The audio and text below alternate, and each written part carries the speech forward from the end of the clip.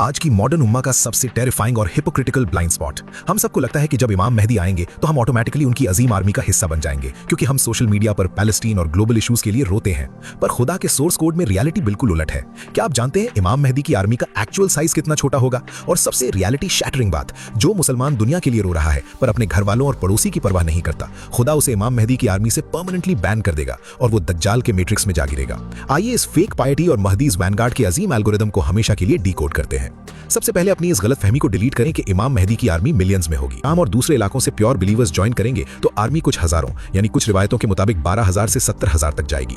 सोचिए, दुनिया में 2 बिलियन से ज्यादा मुसलमान होंगे पर फिल्टर होने के बाद सिर्फ कुछ हजार बचेंगे।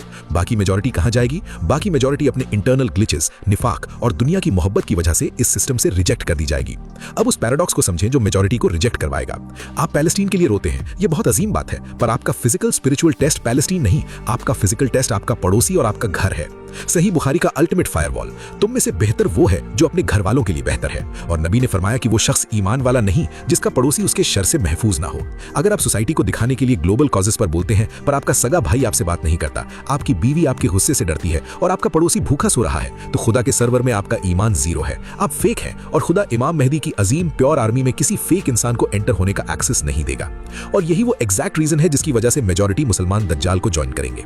दज्जाल का सबसे बड़ा वेपन मिसाइल्स नहीं होंगे, उसका वेपन होगा रोटी यानी फूड और वेल्थ। जिस मुसलमान ने आम हालत में यानी नॉर्मल टाइम्स में अपने पड़ोसी को अपने खाने में से हिस्सा नहीं दिया, उसने अपने अंदर का सैक्रिफाइस कोड परमानेंटली डेड कर दिया है। जब दज्जाल पूरी दुनिया का राशन ब्लॉक करेगा और भूख फैलेगी, तो क्या ये सेल्फिश इंसान इमाम मेहदी के साथ भूख बर्दाश्त करेगा?